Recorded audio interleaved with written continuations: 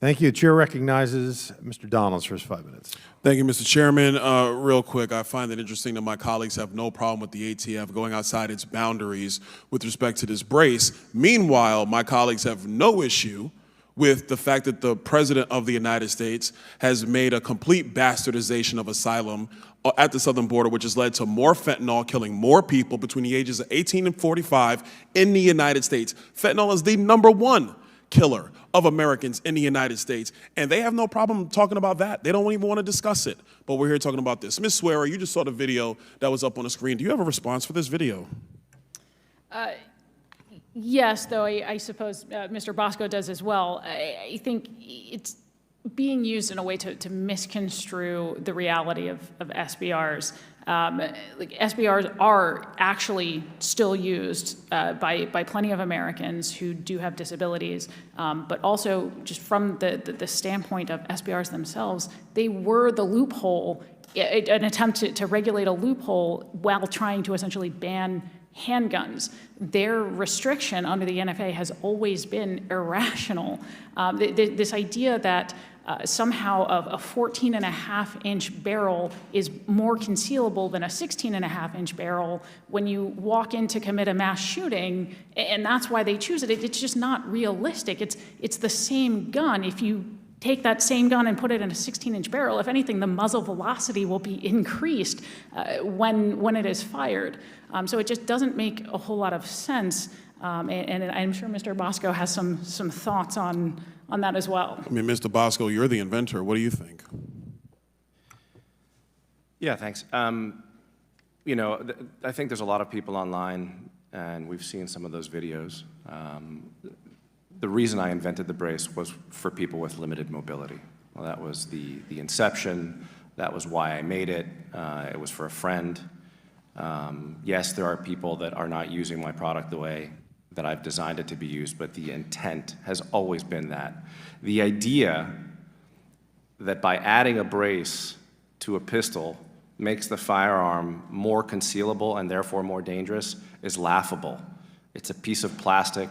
It weighs a certain amount. It makes the firearm longer. It's not making the firearm more concealable. It's making it less concealable.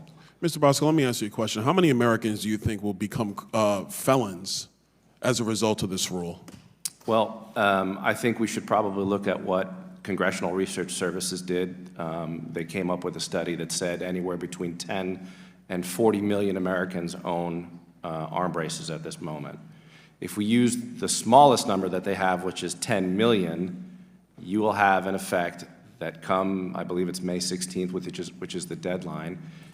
If someone wasn't smart enough to look up the Federal Register, who didn't know about this rule, from one day to the next, he will be in possession of an unregistered short-barreled rifle, and he will be committing a crime which is punishable of up to 10 years in prison. It's a felony offense, $250,000 fine.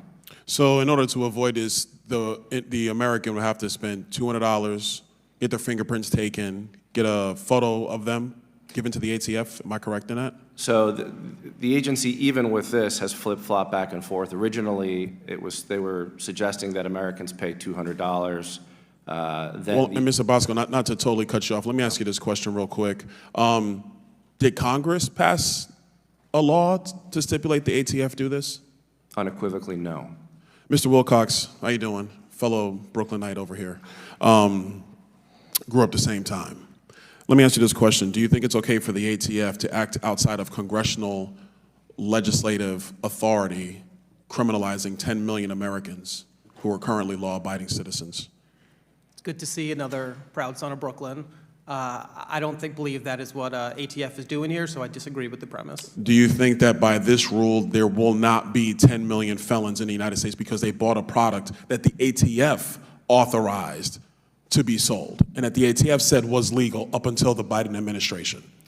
So not liking a law isn't a reason for ATF not to. Well, Mr. Wilcox, there's no law. Congress didn't pass it. That's a rule from ATF. Let me ask you this question. Do you believe in separation of powers?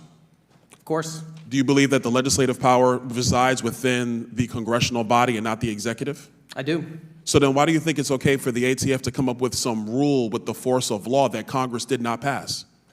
Congress passed the law 90 years ago, and ATF is catching So you're up with saying to me that a technology. law that Congress passed 90 years ago allows for 10 million Americans to become felons today? Congress passing a law allows ATF to regulate as technology changes. Come on, Mr. Wilcox, don't do that to the American people. We know better. Don't do that. I yield.